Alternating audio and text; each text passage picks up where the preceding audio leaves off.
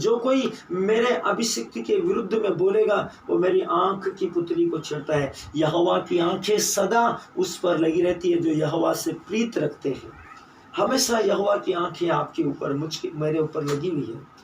मैं धन्यवाद करता हूँ प्रभु हर एक उस वस्तु के लिए जो मेरे लिए उत्तम नहीं थी और तूने मुझे वहां से हटाकर मुझे उससे भी ज्यादा और समृद्ध और सर्वोत्तम को देने के लिए मुझे अलग किया है। इस विश्व से मैं धन्यवाद करता हूँ प्रभु। मैं आपको सारे हृदय से धन्यवाद देता हूँ उन सब बेटियों के लिए, बहनों के लिए प्रभु, जो अपने आने वाले दिनों में प्रभु संतानों को जन्म देने वाली है। उनके गर्भ में उनकी संतानें, जैसे यूहन्ना बपतिस्मा दाता अपनी माँ के गर्भ के अंदर आशीषित हो गया, पवित्र आत्मा से परिपूर्ण हो गया, वैसे कि प्रभु आपके तेजोमय वचन की महिमा से उन सब बहनों के और माताओं के और उन सब स्त्रियों के जो इस समय प्रसव की स्थिति में हैं, जो गर्भवती है, जिनके गर्भ में संतानें हैं, यहोवा के वचन के द्वारा उनके गर्भ में बच्चे आत्मा के अभिषेकों से भर जाए और वे आनंदित हो। यीशु मसीह के नाम से मैं घोषणा करता हूँ प्रभु, मैं घोषणा करता हूँ प्रभु, हमारे इस अगस्त का महीना वचनों पर मनन चिंतन का महीना है। इस मनन चिंतन और अध्ययन के महीने के लिए मैं घोषणा करता हूँ कि प्रभु हर एक व्यक्ति व्यक्तिगत रूप से वचन के ऊपर मनन चिंतन कर रहा है। पवित्र आत्मा हमें प्रेरित कर रहा है कि हम वचनों पर मनन करें, वचनों पर ध्यान करें, वचनों पर विश्वास करें, वचनों का अध्ययन करें और वचन का आदान प्रदान करें, वचन दूसरों को बताएं, बिना बताए गए लोगों को सुसमाचार सुनाएं। मैं विश्वास करता हूँ। धन्यवाद धन्यवाद धन्यवाद सर्वशक्तिमान ईश्वर।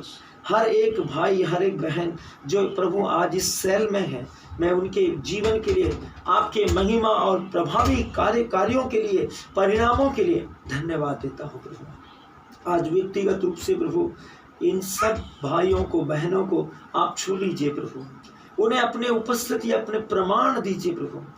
चमत्कारों की सामर्थ्य उनके बीच में काम करे, महिमाओं की सामर्थ्य उनके बीच में काम करे, सत्य निष्ठा की सामर्थ्य उनके बीच में काम करे, पवित्र आत्मा की उपस्थिति उनके बीच में काम करे।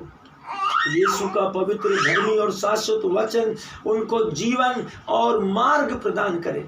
आप कभी भी गलत डिसीजन नहीं लेंगे, गलत निर्णय नहीं लेंगे, आप बहकाव में नहीं आएंगे, आप बरगलाने में नहीं आएंगे, आप किसी के द्वारा उकसाए नहीं जाएंगे। शत्रु आपके ऊपर शासन नहीं कर सकता, वो आपको अपना सेवक या दास या गुलाम नहीं बना सकता। वो हरा दिया गया है यीशु मसीह के द्वारा क्रूस के ऊपर, वो उसका तमाशा बना दिया गया है और उसके पास से सारे अधिकार नष्ट कर दिए गए हैं।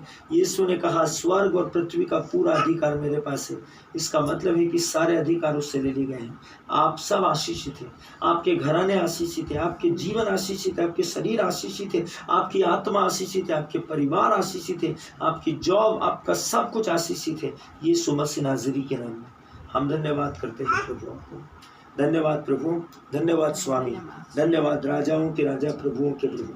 आइए हम आज का वास्तविक संग्रह के द्वारा, आज दिन सोमवार 22 अगस्त सन 2022 परमेश्वर के पवित्र जन के द्वारा आज का रपसोडी वास्तविक संग्रह के द्वारा हम परमेश्वर के पवित्र वचन का अध्ययन करें, उस पर मनन करें। हमारा आज का जो प्रारंभिक रपसोडी का वास्तविक संग्रह का जो विषय है, हमारा सब्जेक्ट है मसीह, इसके जैसा कोई दूसरा स्थान नहीं। यीशु मसीह के जैसा और कोई दूसरा स्थान नहीं है। यह हमारा आज का मनन चिंतन का विषय है और प्रार्थना का प्रारंभिक वचन है 2 कुरिन्थी अध्याय 5 वचन 17।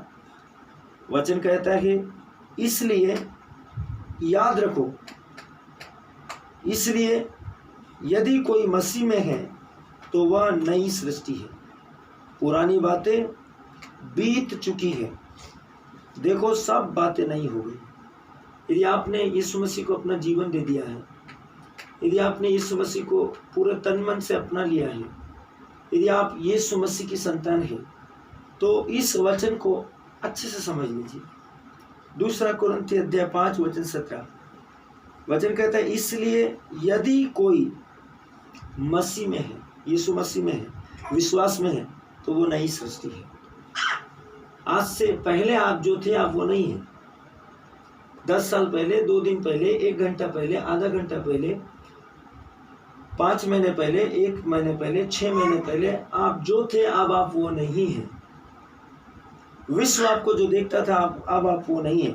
प्रभु कहता है कि पुरानी सारी बातें भुला दी गई है और सब कुछ नया कर दिया गया।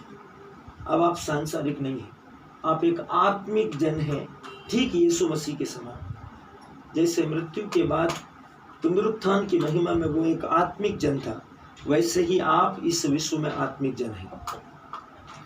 एक दिन यूहन्ना बपतिस्मा देने वाले के कुछ चेले प्रभु यीशु के पास में आए और उन्होंने ध्यान दिया कि यीशु के पास एक घर था, क्योंकि वे यूहन्ना बपतिस्मा देने वाले के पीछे जंगल में चल रहे थे। वे पूरे दिन यीशु के साथ रहे, परमेश्वर के राज्य के विषय में प्रश्नों को पूछते हुए, और यीशु ने उनके प्रश्नों का उत्तर दिया। सेंटेंस को हमेशा याद रखिए जो वचन में आते हैं। कहा गया है कि एक दिन यूहन्ना बपतिस्मा देने वाले के कुछ शिष्य यीशु के पास में आए। यूहन्ना बपतिस्मा दाता के शिष्य यीशु मसीह के पास में आए एक दिन, और उन्होंने देखा कि यीशु के पास एक घर था। यीशु घर में रहता था, ठीक जैसे आप और मैं रहते हैं, अपने माता और पिता के साथ, अपने बच्चों के साथ। वैसे यीशु रहता था मरियम और यूसुफ के साथ, और मरियम और यूसुफ से उत्पन्न अपने सगे भाइयों के साथ। यीशु एक घर में रहता था। जैसे यूहन्ना जंगल में रहता था, वैसे यीशु जंगल में नहीं रहता था, वह घर में रहता था। क्योंकि वे यूहन्ना बपतिस्मा देने वाले के पीछे जंगल में रहते थे और जंगल में चल रहे थे, वे पूरे दिन यीशु के साथ रहे, परमेश्वर के राज्य के विषय में प्रश्नों को पूछते हुए। सवाल व्यक्तिगत रूप से आप में से, हम में से हर एक व्यक्ति की जिंदगी में है। जब कभी भी आप हताश, निराश, उदास, व्याकुल, पीड़ित, परेशान, दुखी या कष्ट में अपने आप को पाते हैं, तब सवाल ठीक यूहन्ना के शिष्यों के समान आपकी जिंदगी में भी है कि यदि हम नई सृष्टि है, यदि हम चुने हुए लोग हैं, यदि हम याजकीय धर्म समाज है, यदि हम पवित्र किए गए लोग हैं, यदि हम परमेश्वर की संतान हैं, हम यहोवा के याजक हैं, पुरोहित हैं, नबी हैं, अभिषिक्त हैं, भविष्यवक्ता हैं, हम घोषित किए गए लोग हैं, अलग किए गए लोग हैं, तो फिर हमारी जिंदगी में ऐसा क्यों? यही सवाल योशुआ का पुस्तक में गिदियोन ने गाब्रियल से किया था। जब गैब्रियल ने आकर कहा कि हे सूरवीर सूरमा, तब गिदियोन मिद्यानी और अमोरियों से डरकर गेहूं को दावने वाले गड्ढे में छुपकर गेहूं साफ कर रहा था। वहां जब यहोवा के दूत ने, गैब्रियल ने उससे कहा, हे सूरवीर सूरमा,